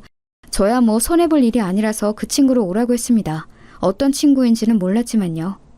그런데 와보니 바로 그 냄새에 운운하던 친구였던 거예요. 저는 좀 놀랐지만 그래도 이 어린 친구가 어렵다고 하니 한번 기회를 줘보자 싶었습니다. 그 친구도 좀 난처한지 저한테 눈을 못 맞추고 있더라고요. 난감해하고는 있지만 역시 자기 사정이 어려운지라 꼭 일자리를 잡고 싶어하는 게 보이기도 했죠. 그래서 저는 그 친구를 채용해 주었습니다. 단 생산직은 아니고 사무실 관리직이었죠. 사실 생산지 쪽은 상당히 업무 환경이 좋은 편은 아니라서 일을 안 해본 사람이 단번에 적응하기는 힘들 거였어요. 물론 신규로 들어온 사람들은 다들 동일한 상황에서 적응하지만 와이프의 고향 친구니만큼 그렇게 두고 싶지는 않았죠. 그리고 괜히 안 좋은 일자리에 채용했다가 나중에 원망을 듣는 것보다는 그래도 편하고 중요하지 않은 자리에 채용해주는 것이 낫지 않을까 싶었고요. 그러면서 물론 아내의 처가 고향에서 제 평판이 좀 올라가길 기대한 것도 있었습니다. 아내의 친구는 너무 감사하다면서 저한테 눈물을 흘리면서 고마워했습니다. 저는 좀 머쓱하기는 했지만 사실 어려울 때 일자리 잡는 게 얼마나 절박한 일인지를 잘 알아서 또 도움이 되었다니 기쁘기도 했었죠. 처음에 그렇게 저한테 적대적이던 그 아내 친구는 사무실로 들어와서는 이제 저한테 언제나 감사의 눈길을 보내는 직원이 되었습니다. 일을 시켜보니 생각보다 아내 친구가 무척 빠릿하고 일을 잘하더군요. 여태까지 시골에서 농사 관련 일만 했다는 게 믿어지지 않을 정도로 숫자 감각도 있고 정리도 잘했습니다. 그래서 좀 두고 보다가 거래처 관리를 맡겼는데 그것도 곧잘 해냈습니다. 한 반년 정도 일을 시켜봤더니 이건 그 친구가 일자리 줬다고 고마울 게 아니라 이렇게 일 잘하는 사람이 우리 사무실에 와줘서 제가 고마울 판이더군요. 그래서 인센티브도 주고 잘한다고 칭찬도 해줬더니 더 열심히 일하면서 그렇게 좋은 관계가 되었습니다. 아내는 그런 이야기를 들으면서 저한테 무척 고마워했죠. 아내는 처가나 고향과 관련해서 여러 가지로 저한테 미안하다고 여러 번 사과를 했습니다. 사실 제가 노력해서 장모님이나 고향 사람들의 태도가 많이 부드러워지기는 했어도 여전히 평균보다는 좀 더 까칠했어요. 장모님은 제가 내려갈 때마다 그리 좋지 않은 얼굴로 나와서 저를 맞이하셨죠. 걸핏하면 왜 내려왔냐? 난 그냥 죽게 내버려둬라. 어린 마누라 두고 다른 년한테 눈길 돌아가면 가만 안 둔다. 돈 많다고 유세 떨지 마라 등등 상상하기 힘들 만큼 다양한 악담을 저한테 퍼부으시기도 했습니다. 사실 아내의 말을 들어보면 장모님의 음식 솜씨가 상당히 좋다고 했고 상 내주실 때 먹어보면 간단한 찬도 무척 맛이 좋은 것을 보면 사실인 것 같았습니다. 하지만 장모님은 제가 내려갔을 때는 그리 거하게 상을 차려주시지는 않았어요. 언제나 냉장고에 들어있던 반찬통만 꺼내서 늘어놓고 밥만 퍼서 담아서 내주시고는 했죠. 물론 그것마저도 무척 맛있어서 저는 불평분만 없이 깨끗하게 비워놓고는 했습니다만 논밭만 있는 가운데라고는 해도 처가집도 당연히 벽돌주택이었습니다. 지은 지 오래되어서 무척 낡아서 여기저기 수리가 필요하기도 했죠. 장모님은 집에 남자가 없어서 집 고칠 곳에 하나도 손을 못 댔다면서 제가 내려가면 언제나 집 수리할 곳에 저를 데려가 세워놓고는 했습니다. 하지만 제가 전문가도 아닌데 어떻게 지붕이나 비새는 곳, 벽 곰팡이 핀 곳을 다시 고쳐놓겠습니까? 한두 번은 가까운 번화가에서 집 수리하는 사람을 불러다가 수리를 맡겼는데 오래된 집들이 항상 그렇듯 계절만 바뀌어도 또 고칠 곳이 생겨나고는 했죠. 저는 고민하다가 결국 큰 마음 먹고서 장모님께 작은 집을 한 채 새로 사드리기로 했습니다. 다행히도 그 마을에 전원주택이 매물로 나온 곳이 있었고 외진 곳이라서 그리 비싸지도 않았어요. 서울 집값을 생각한다면 정말 놀라울 정도로 저렴하기도 했죠. 그런데 아무리 저렴한 집이라고는 해도, 그리고 제 명의로 매매해서 사시라고 드린 거기는 해도 장모님은 그 정도로도 별로 기뻐하시지를 않더군요. 무뚝뚝하게 저한테 밥이나 먹고 가라 하면서 찌개를 새로 끓여주신 게 다였습니다. 그때 장모님이 새로 끓여주신 찌개를 처음 먹어봤네요. 물론 대단히 맛있었습니다만 제가 기대했던 반응과는 차이가 좀 있어서 섭섭하기는 했었죠. 아내는 제가 그 집을 매매해서 장모님께 사시라고 드리자 너무너무 기뻐했습니다. 장모님과는 달리 아내는 감정 표현이 풍부한 사람이었거든요. 그래서 저는 장모님 대신 뛸 듯이 기뻐하는 아내의 모습을 보면서 만족했습니다. 사실 제가 행복하게 해주고 싶은 사람은 어린 제 아내이지 장모님이나 아내의 고향 사람들이 아니니까요. 그래도 그때까지는 아내가 저한테 무척 잘해주고 행복한 나날이 이어졌습니다. 그런데 얼마 안 가서 좀 이상한 일들이 일어나기 시작했죠. 저는 공장을 돌리는 사업을 하고 있어서 공장이 위치해 있는 외곽 지역으로 자주 출장을 나갔습니다. 보통은 바로 집으로 돌아오고는 하지만 거래처에서 사안이 급한 주문이 들어올 때는 직접 직원들을 데리고 밤샘 작업을 감독할 때도 있었죠. 공장장으로는 가끔 말을 안 듣는 사람들도 있어서요. 저희가 원자재를 수급해서 오는 거래처 관리도 당연히 해야 했습니다. 그런데 원자재 공급해주는 거래처 중에 좀 사정이 딱한 분이 한 분 있었거든요.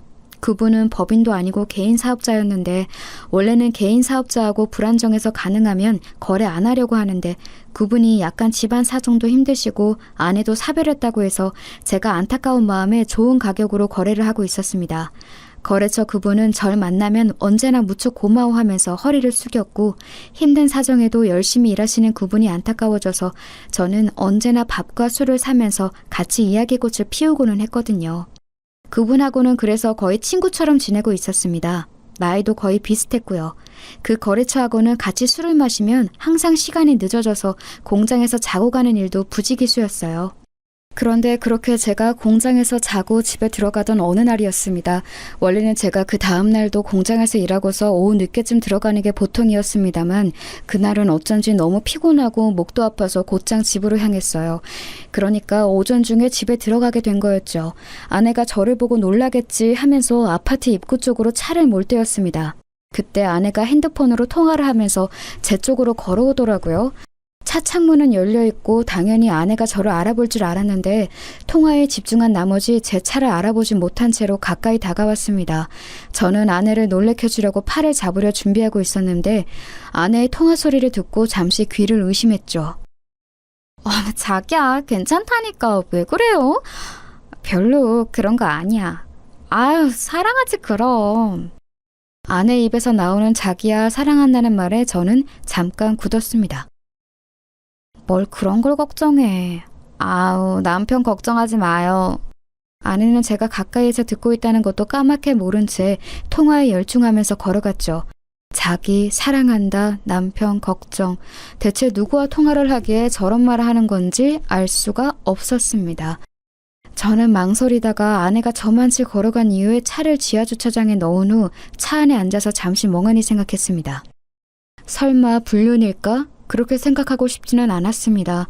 아내의 경쾌한 말투나 발랄한 웃음이 혹시 친한 친구와 나눈 대화일 수도 있다고 생각했어요.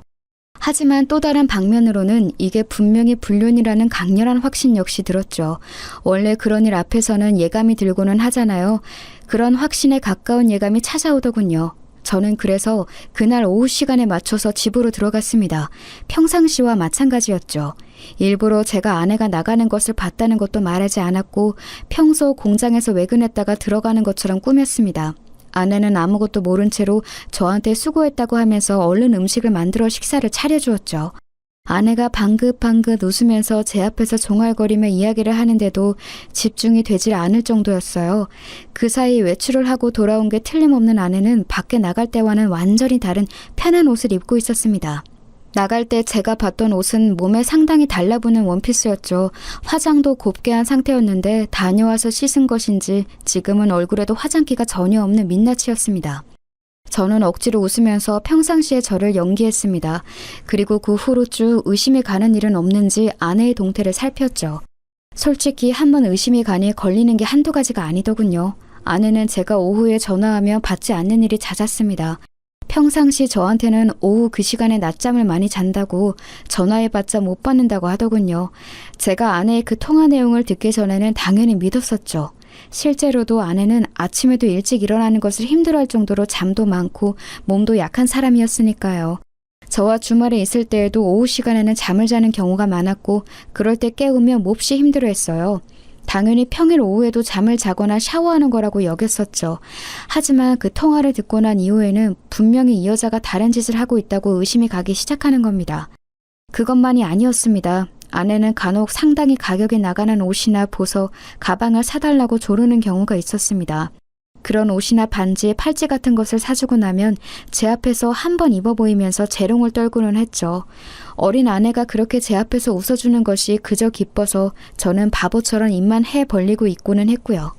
그런데 아내는 한 번 사주고 나면 그 이후로는 옷을 저와 나갈 때 입는 경우가 별로 없었습니다. 저하고 외출할 때는 그냥 소박한 옷차림으로 솔직히 말하면 그다지 신경 쓰지 않는 듯한 외모로 나갈 때도 많았죠. 제가 오늘 그 예쁜 옷은 왜 안 입었냐고 은근슬쩍 말하면 아내는 별걸 다 신경 쓴다는 듯한 말투로 오늘은 자기가 피곤해서 신경 쓰고 싶지 않다고도 말하고는 했습니다.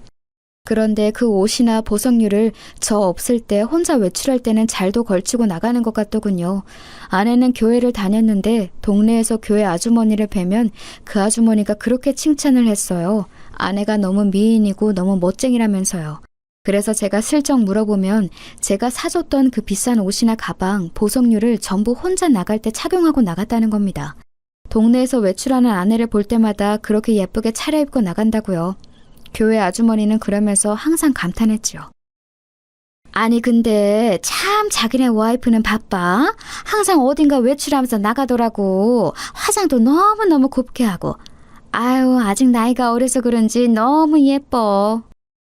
아주머니는 정말 순수하게 칭찬의 뜻으로 하신 말씀이었지만 제 귀에는 다르게 들릴 수밖에 없었죠.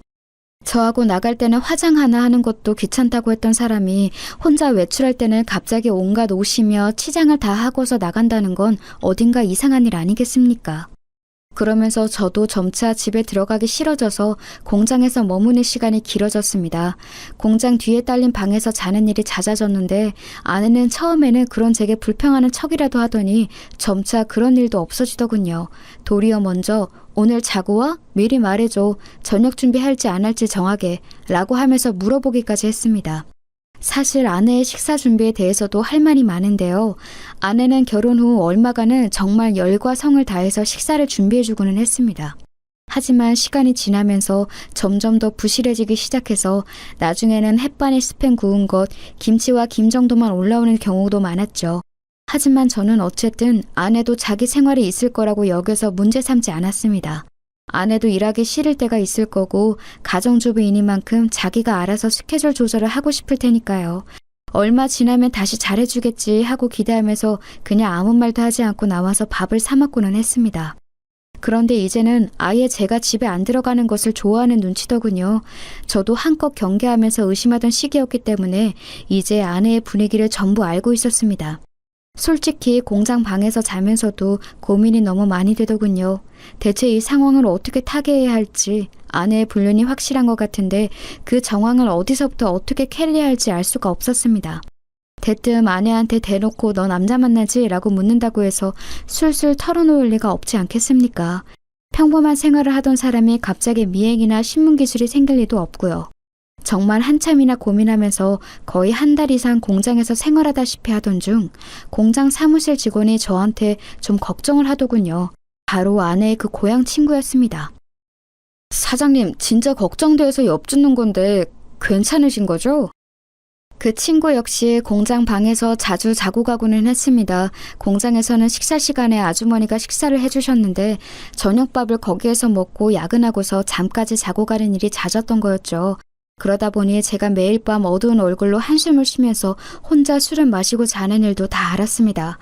처음에는 이 친구가 아내의 고향 친구인 것을 알기 때문에 별일 아니라고 계속해서 얼버무렸습니다. 하지만 점차 이 친구가 정말 진심으로 저를 걱정한다는 사실을 느낄 수 있게 되어서 저도 모르게 어느 날 저녁에 같이 술을 마시고서는 이야기를 해버렸죠.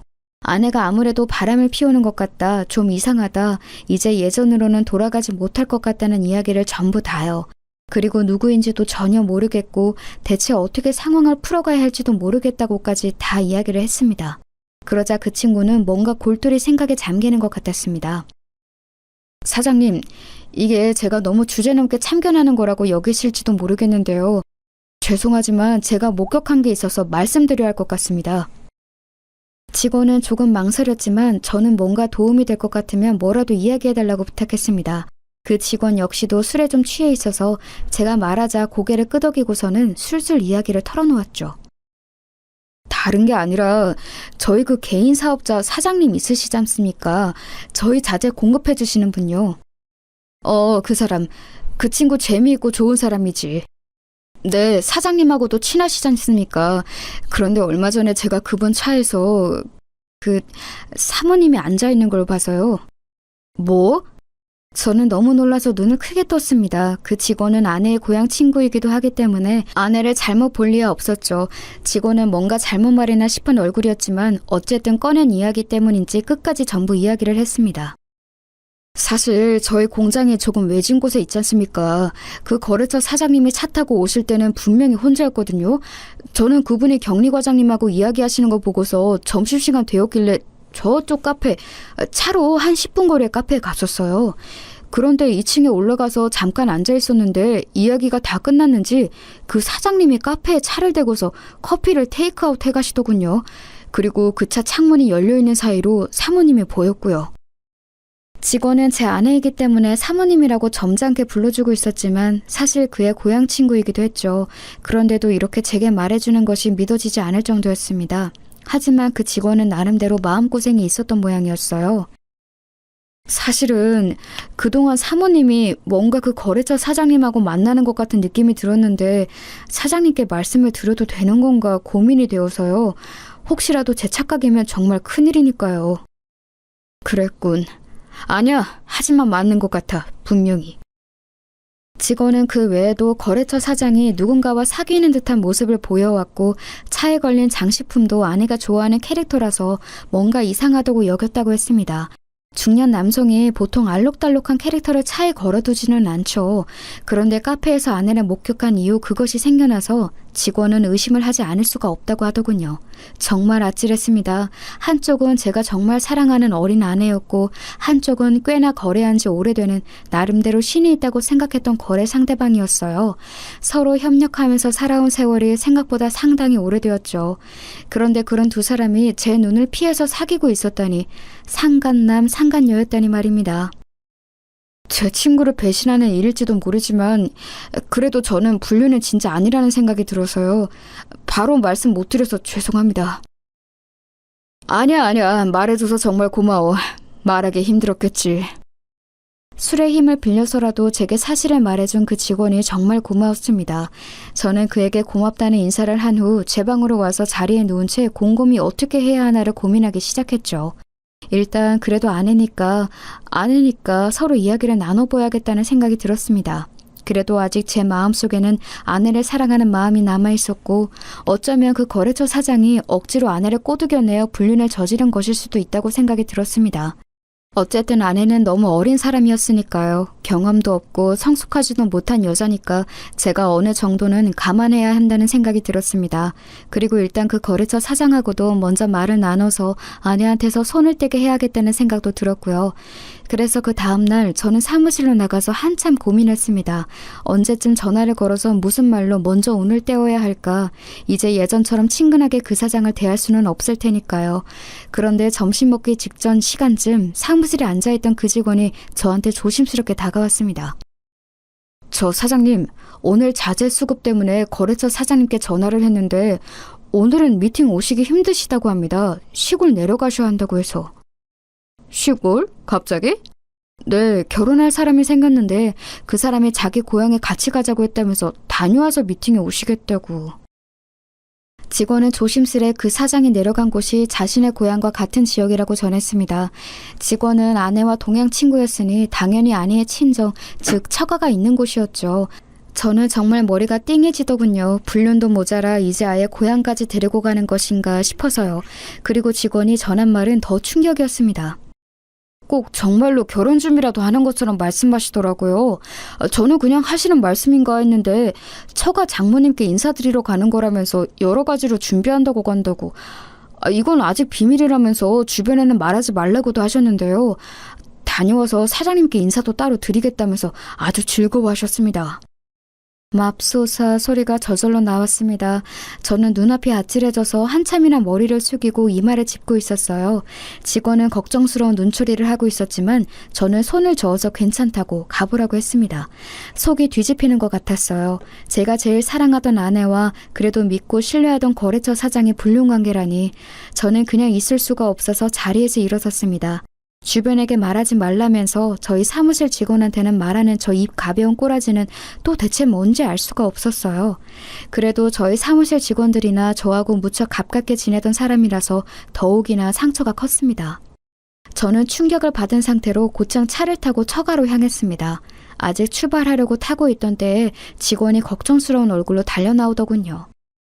사장님, 지금 좀 비틀거리시는데 운전하고 먼 길 가시면 좀 위험할 수 있습니다. 그렇다고 안 갈 수는 없지 않겠나. 제가 운전할까요? 저도 일단 말씀 전해드린 이상 완전히 다른 사람 일은 아니라서. 사실 직원은 여러 가지로 걱정하는 눈치였습니다. 일단 그 친구는 저를 은인으로 여기고서 워낙 열심히 일을 하던 사람이기도 했고 아내의 오랜 고향 친구이기도 했으니 양쪽 다 걱정이 되었겠죠. 사실 저보다는 아내를 걱정했을지도 모릅니다. 어쩌다가 말을 전하는 꼴이 되기는 했지만요. 그래서 저는 그러자고 했습니다. 제가 생각하기에도 도무지 제대로 운전을 하면서 사고를 안 내고 처가까지 도달할 자신이 없었거든요. 한참이나 차를 타고 내려가는 동안 직원도 저도 아무런 말을 하지 않았습니다. 저는 머릿속으로 한참이나 소용돌이를 가라앉히려고 애쓰다가 어느 정도 시간이 지나니 차분해졌습니다. 이제 분류는 너무 확실해져 버린 상황이었으니 남은 건 어떻게 두 상간남 상간녀를 처리하느냐, 그리고 이혼을 해서 어떻게 그 여자를 내다 버리느냐만 남은 거였죠. 세상에 나이 40에 뒤늦게 결혼한 것이 이런 결과를 가져올 줄 누가 알았겠습니까? 그 거래처 사장도 이른 나이에 아내와 사별했다고 하고 어린 자식 키우느라 고생한다는 사정도 있어서 제가 더 잘해줬던 것도 있었습니다. 하지만 이런 식으로 결국 뒤통수를 맞아버린 거였죠. 한참이나 달려서 내려간 끝에 처가가 있는 곳에 당도했습니다. 처가 마당에 낯설면서도 익숙한 차가 서 있는 것을 보고 정수리에서 피가 빠지는 것 같더군요. 같이 있던 직원이 말을 더듬었어요. 저거 거래처 사장님 차네요. 알고는 있지만 그래도 눈으로 확인하는 건 또 완전히 다른 일입니다. 장모님이 사시는 집이기는 해도 일단 제 명의로 매매한 곳이기 때문에 저한테도 열쇠가 있기는 했죠. 비밀번호를 눌러서 들어가는 잠금장치인데 대면 열리는 종류의 전자열쇠 말입니다. 그래서 저는 그 열쇠를 대고서 곧장 아무런 사전 경고도 없이 집 안으로 들어갔습니다. 아니나 다를까 현관에도 남자의 신발이 놓여 있었습니다. 안쪽에서는 고소하고 향긋한 냄새와 더불어서 하하호호 웃으며 이야기를 나누는 목소리가 들려왔습니다. 저는 현관 중문 바깥에 서서 멍하니 그 소리를 듣고 있었죠. 아니, 나는 이렇게 근사한 삽입감을 우리 딸이 데리고 올 줄은 몰랐어. 어쩜 이렇게 사람이 체격이 좋고 중후할까? 그럼 엄마, 내가 기다리랬잖아요, 그러니까. 칭찬 감사합니다. 제가 왔을 때와는 사뭇 다르게 아주 화기애애한 분위기였습니다. 대체 제 어디가 그렇게 마음에 안 들었던 것일까요? 제가 왔을 때는 거의 장모님이 저를 쏘아 죽일 것 같은 눈으로 노려봤는데 말입니다. 심지어 저들이 앉아서 놀고 있는 것은 제 명의에 제 돈으로 산 집안이었죠. 우리 딸이 법적으로 절차만 다 밟아서 끝나고 나면 전 남편 떨궈내고 우리 사위랑 행복하게 잘 살 거야. 지난번 그놈 진짜 지긋지긋했다. 나도 그래, 엄마. 적당히 이집하고 재산만 잘 갈라서 받아내고 갈라서야지. 모녀는 그런 식으로 입방정을 떨면서 저를 씹어대더군요. 속 좁고 촌스러운 남자, 왜소한 데다 남자로서의 매력이라고는 없는 남자. 저는 중문 너머로 안에 있는 이들을 지켜보았습니다. 멀쩡한 식탁도 놔두고서 거실 탁자에 둘러앉은 세 명이 아주 분위기가 좋더군요. 장모님은 거래처 사장이 자기 접시에 음식을 다 먹은 것 같자 얼른 일어나서 가운데 있는 냄비에서 듬뿍 또 한 그릇을 퍼내서 건넸습니다. 배부르다면서 손사래를 치던 거래처 사장은 또 낼름 받아서 그걸 먹더군요. 내가 씨암탉 잡은 걸세. 이게 얼마나 귀한 손님한테만 대접하는 건지 알긴 하나? 우리 딸한테 잘해줘야 해. 우리 딸이 자네가 얼마나 매력적인지 나한테 어찌나 수다를 떨었는지 아주 내가 귀에 딱지가 다 앉았어. 장모는 유쾌하게 말하면서 거래처 사장의 등을 두드렸습니다. 사장도 아주 기쁘다는 듯이 웃으면서 허허 대답했고요. 아내는 아주 거래처 사장한테 혼이라도 빼줄 듯한 기세로 턱을 괴고 앉아서 사장을 지켜보고 있었습니다. 여태까지 저는 장모님한테 제대로 된 밥 한 그릇을 얻어먹은 적이 없었죠. 다 식어 빠진 밥에 냉장고에서 꺼내 먹다만 반찬들, 아내조차도 신혼 초에만 저한테 식사를 제대로 챙겨주었고 최근으로 오면서부터는 아예 식사를 챙기지도 않았습니다. 그런 나날들이 겹쳐 떠오르면서 속이 울컥거리더군요. 곁에 직원이 걱정되는지 움찔거렸지만 그와 상관없이 저는 중문을 벌컥 열고 들어갔습니다. 서로 아주 화기애애하게 수다를 떨며 식사를 하던 세 사람이 갑자기 열린 문 때문에 깜짝 놀라서 저를 쳐다봤죠. 아내가 너무 놀랐는지 입을 떡 벌리고서 저를 불렀습니다. 여보? 당신 어떻게 여기에? 아니, 자네 왜 여기에 있나? 여기 어떻게... 아니, 이게 아내와 장모 모두 당황해서 무어라 설명도 하지 못한 채로 말을 더듬어댔습니다. 거래처 사장은 처음에 아예 무슨 일인지 파악조차 못하는 것 같더군요. 사장님? 사장님이 여기 왜 오신 건지... 아니, 여기 무슨 거래하실 거 있으셨나요? 거래처 사장은 정말로 아무것도 모르는 얼굴로 순진하게 저한테 물어봤습니다. 저는 가만히 그를 노려봤지요. 솔직히 그 거래처 사장은 불륜남, 아내를 꿰어낸 나쁜 상간남이라고 생각하고 있었는데 지금 보니까 아예 제가 아내의 남편이라는 걸 모르는 것 같았습니다. 안에서 들었던 대화 내용으로 미루어 보아서는 분명히 아내가 이혼 절차를 밟고 있는 중인 사실상 돌싱이라고 생각했던 것 같았고요. 이게 말이 되나 싶었는데 생각해보니 거래처 사장은 사실 제 아내를 만날 일이 없었습니다. 저는 아내가 공장에 와서 쓸데없이 기름때 냄새 맡게 하지 않도록 철저하게 공장에 오지 않도록 했고 거래처 사장은 그저 제가 처가 있다는 사실만 알고 있었고요. 평상시 따로 만나서 식사나 술을 같이 하기는 했지만 딱 거기까지인 관계였으니 제 아내가 누구인지 알 턱이 없었습니다. 거래처 사장은 잔뜩 긴장한 아내와 장모를 보면서 잠시 어리둥절한 표정이 되더군요. 사장은 잠시 아내와 저를 번갈아 보더니 여전히 사태 파악이 안 되는 모양이었어요. 그 사이 아내는 저한테 달려와서 얼른 제 손을 잡았습니다. 여보, 어떻게 지금 왔어요? 제가 지금 저분이 저 남자분한테 빚진 게 있어서 잠시 대접하는 중이었어요. 그래. 내가 그래서 좀 나한테 도움을 준 분이라서 내가 대접하고 있는 중이었네. 사위한테도 안 주는 씨암탉 잡았어요. 그쵸? 잔뜩 음식 차려놓고 대접하고 계시네요. 거래처 사장도 일어나서 저한테 다가왔는데 의아한 표정이었습니다. 당연하겠죠. 사장님도 제가 사람 잘못 봤네요. 현재 결혼 상태인 제 아내하고 따로 만나고 계시다니. 심지어 처가에 와서 씨암탉 대접까지 받고 계시다니 놀라운데요? 예? 네? 이게 무슨... 사장은 눈치를 보면서 저와 아내를 번갈아 봤습니다. 아무리 이혼 절차 중이라고 알고 있었다고 해도 엄연히 법적으로 결혼 상태인 여자와 불륜을 저지른 거였죠. 거래처 사장의 잘못도 컸습니다. 아내가 벌벌 떨면서 저희 옷자락을 잡은 걸 보더니 그제야 거래처 사장은 무슨 상황인지 알겠는 모양이더군요. 사장은 당황한 얼굴이 되어서 떨기 시작했습니다. 그러면서 제 앞에 허리를 숙이고서 얼굴색이 창백하게 변했습니다. 죄송합니다, 사장님. 사장님 아내인 줄 정말 몰랐습니다. 제가 정말로 몰랐습니다. 제가 그 말은 믿을 것 같은가 보죠? 정말입니다, 사장님. 정말입니다. 거래처 사장은 덜덜 떨면서 저한테 정말 몰랐다고 애원에 애원을 거듭했습니다. 사실 지금 그 거래처의 실질적인 거래는 저희밖에 없었으니 당연하겠죠. 사실 원자재의 질이 그리 좋지도 않았고 가격 경쟁력도 없는 거래처였는데 순전히 제 호감과 호의만으로 거래가 유지되고 있는 곳이었으니까요. 당연히 지금 저희와 갈라서게 되면 그 사장은 사업이 완전히 나락으로 가는 거였습니다. 그걸 잘 아는 거래처 사장은 제 앞에 무릎을 꿇으면서 애원했습니다. 사장님, 저는 정말 사장님 아내인지 몰랐습니다. 알았다면 만나지 않았을 거예요. 이제 와서 그런 소리는 아무런 의미가 없어요. 저는 저 여자가 지금 이혼 준비 중이라고 곧 갈라설 거라고 해서 만난 것 뿐입니다. 정말입니다. 아무런 증거도 없이 그런 소리를 믿었나 보군요. 게다가 아무리 이혼 준비 중이라고 해도 법적으로 엄연히 결혼 중인 여자죠.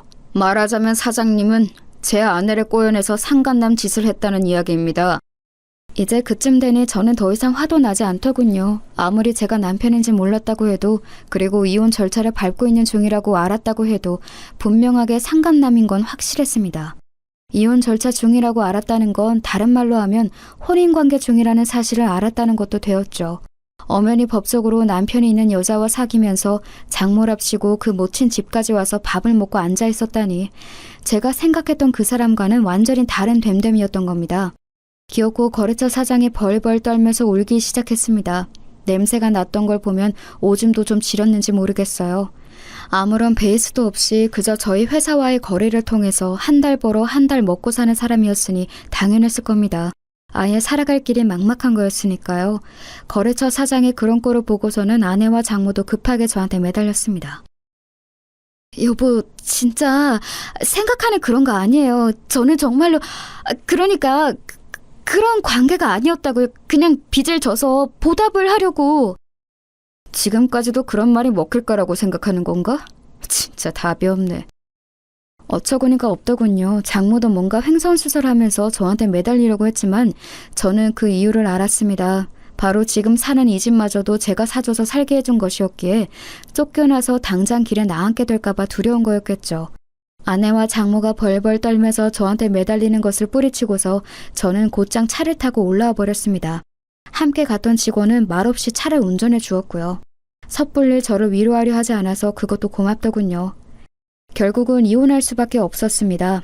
아내가 제 바지가랑이를 붙들면서 더럽게 안놔주려고 굴기에 지금 협의 이혼에 동의하지 않으면 결국 불륜으로 소송전을 불사하게 될 거라고 이야기를 해주었죠. 유책이 그쪽이기 때문에 민사소송으로 손해배상도 진행할 거라고요. 아내는 제가 어떻게든 그렇게 할 거라는 사실을 눈치채고서 결국 협의 이혼에 동의할 수밖에 없었습니다. 그러면서 장모님이 살고 있는 집만은 어떻게 안 되겠냐고 애원했지만 제가 그걸 봐줄 이유도 없었죠. 당장 나가라고 하고서 집이 비워지자마자 다른 사람한테 팔아버렸어요. 순순히 나가면 제가 나중에 사정을 봐줘서 다시 들어오라고 해줄 거라고 생각했던지 제가 팔아버린 걸 알자마자 저한테 전화해서 난리를 치더군요. 물론 제가 그 꼴을 그냥 두고 볼 이유도 없었습니다. 다시 한번 이런 전화를 하면 경찰에 신고할 거라고 알려준 뒤에 전화를 차단해버렸죠. 당연히 거래처 사장도 거래를 끊어버렸고요. 그 사장에게 손해배상을 걸어버릴까 했지만 귀찮아서 안 했습니다. 어차피 긁어낼 수 있는 위자료도 얼마 없을 만큼 가난한 인간이었던지라 아마 저희와의 거래가 끊겨서 그대로 나앉았을 거예요. 대신 아내의 고향 친구였던 직원은 승진해서 직급을 높여주었습니다. 그 친구만큼은 이번 사태에서 제 편에 서주었던 사람이었으니까요. 나름의 고마움의 표현이었습니다. 이렇게 갈라서고 나서 저는 여태까지 혼자 지내고 있습니다. 더 이상은 어떤 여자도 믿지 못할 정도로 상처받았기 때문에 연애는 해도 결혼은 더 이상 하고 싶은 마음이 들지 않네요. 여러분도 배우자를 너무 믿지 마시기 바랍니다.